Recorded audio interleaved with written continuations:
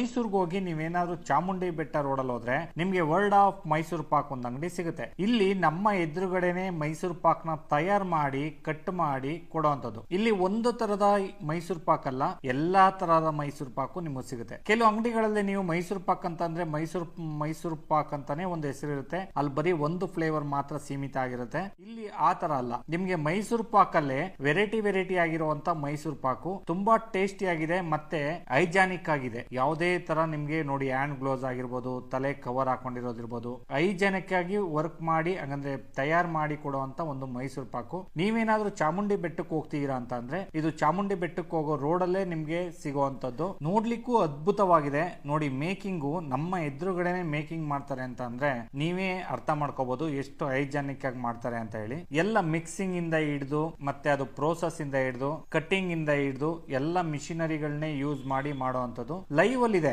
ಹಂಗಂದ್ರೆ ಸ್ಟೋರ್ ಕೂಡ ಅಲ್ಲೇ ಇದೆ, ನಿಮ್ಗೆ ಮೇಕಿಂಗ್ ಮಾಡುವಂತದ್ದು ಅಲ್ಲೇ ಇದೆ. ನೋಡಿ ಇದು ಫುಲ್ ಗ್ಲಾಸ್ ಹಾಕಿದ್ದಾರೆ, ಒಂದ್ ಸೈಡ್ ಫುಲ್ ನಿಮ್ಗೆ ಮೇಕಿಂಗ್ ಮಾಡುವಂತ ಕಿಚನ್, ಹಂಗಂದ್ರೆ ಮೈಸೂರು ಪಾಕ್ ಮಾಡುವಂತದ್ದೇ ನಿಮ್ಗೆ ತೋರಿಸಿರುವಂತದ್ದು. ಇದ್ರ ಪಕ್ಕದಲ್ಲೇ ನಿಮ್ಗೆ ಒಂದು ಶಾಪ್ ಇದೆ, ಹಂಗಂದ್ರೆ ಅಟ್ಯಾಚ್ಮೆಂಟ್. ನೀವೆಲ್ಲೂ ಹೊರಗಡೆ ಹೋಗಿ ತಗೊಂಡ್ ಬರ್ತಾರೆ, ಇಲ್ಲ ಬೇರೆ ಕಡೆ ಫ್ಯಾಕ್ಟ್ರಿ ಇರುತ್ತೆ ಇಲ್ಲಿ ಸೇಲ್ ಮಾಡ್ತಾರೆ ಆತರ ಅಂತ ಇಲ್ಲ. ಇಲ್ಲಿ ನೋಡಿ ಮೇಕಿಂಗ್ ಮಾಡೋ ಮಿಷಿನ್ ಕೂಡ ಇಲ್ಲೇ ಇದೆ, ಎಲ್ಲ ಮಿಕ್ಸ್